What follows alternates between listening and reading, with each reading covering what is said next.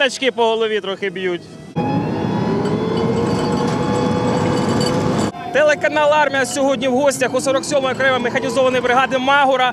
У нас повна розпаковка панцерника дядька Сема Абрамс М1А1. Зараз хлопці розкажуть переваги, мінуси. Мінуси завжди є. І як цей танк наводить просто пекельні борошна на нашого ворога. Танк Абрамс, американська основна бойова машина. М1А1 SA, всім відомо. Його основна перевага – це його точність, його шикарна стабілізація і його маневреність, попри велику вагу. Чи там щось броня з збіденого урану, це все? На жаль, в нашій модифікації броні немає. Це його найбільший недолік станом на зараз. Тому ми б і як екіпаж, і загалом як батальйон, найперше, що ми б хотіли від наших американських партнерів, це щоб нам надали динамічну броню, щоб у нас були захищені не тільки боки, а й башта. Відповідно, щоб підвищити рівень виживання екіпажів. Це американська броня «Арат». Вона свою справу виконує. Якщо ПТРК влітає сюди, якийсь там корнет чи щось подібне, вона загалом спрацьовує, відбиває. Проблема в тому, що тут все дадуть нам броню. У американців є ще другий шар броні сюди, він іде такою черепицею. Вона навіть проти тандемного заряду працює. Ну і відповідно на башту теж. Просимо, сподіваємося, що дадуть.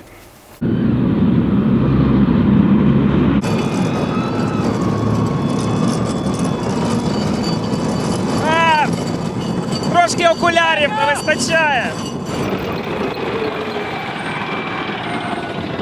Буквально кілька днів тому задачі виконували різного спектру, які командування ставить.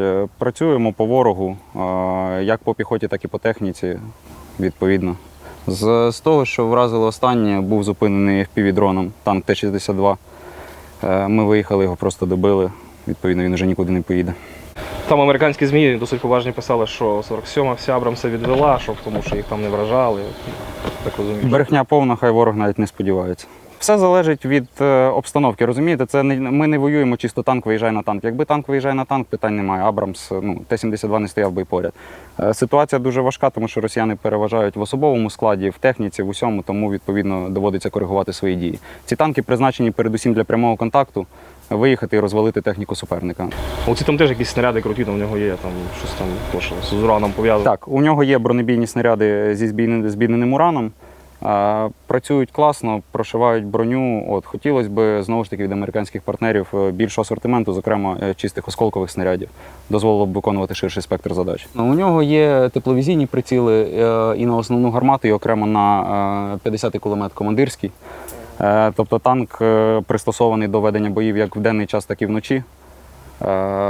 Відповідно, в цьому плані тепловізори хороші, дозволяють працювати, але знову ж таки треба пам'ятати, що ворог теж не стоїть на місці, тому на нас і вночі так само полюють, як і вдень.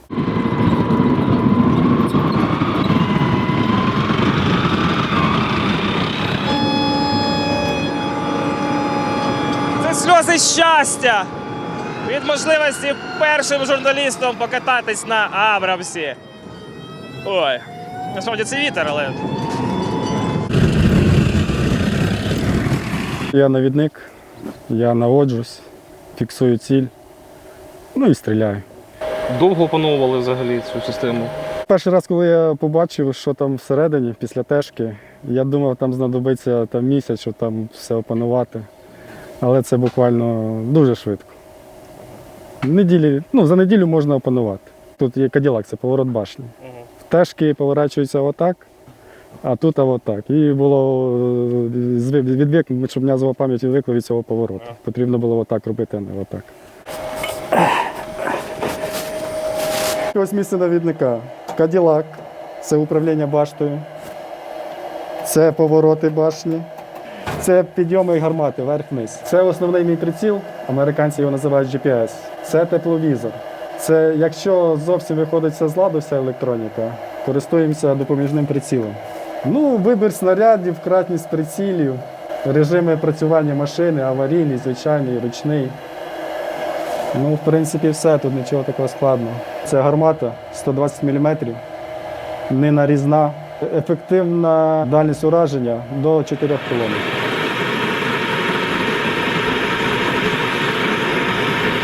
Коробка автомат, опановували ми її в Німеччині на полігоні, на базі НАТО.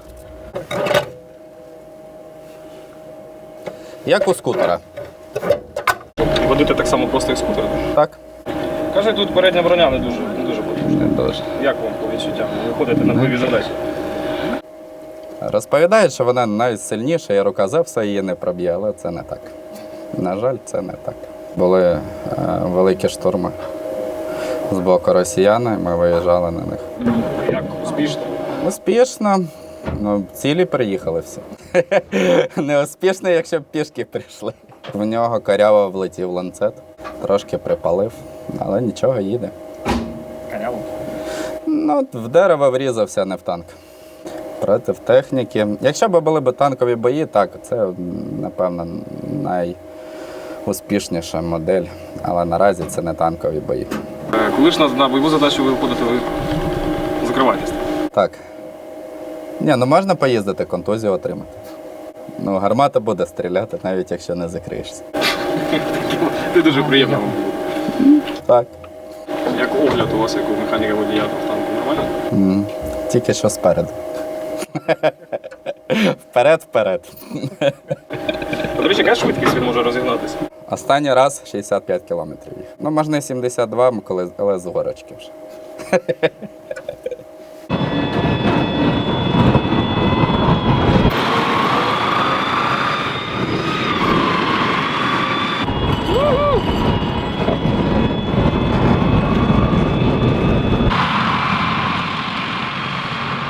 Справа називається «До побачення, коліна». Ау.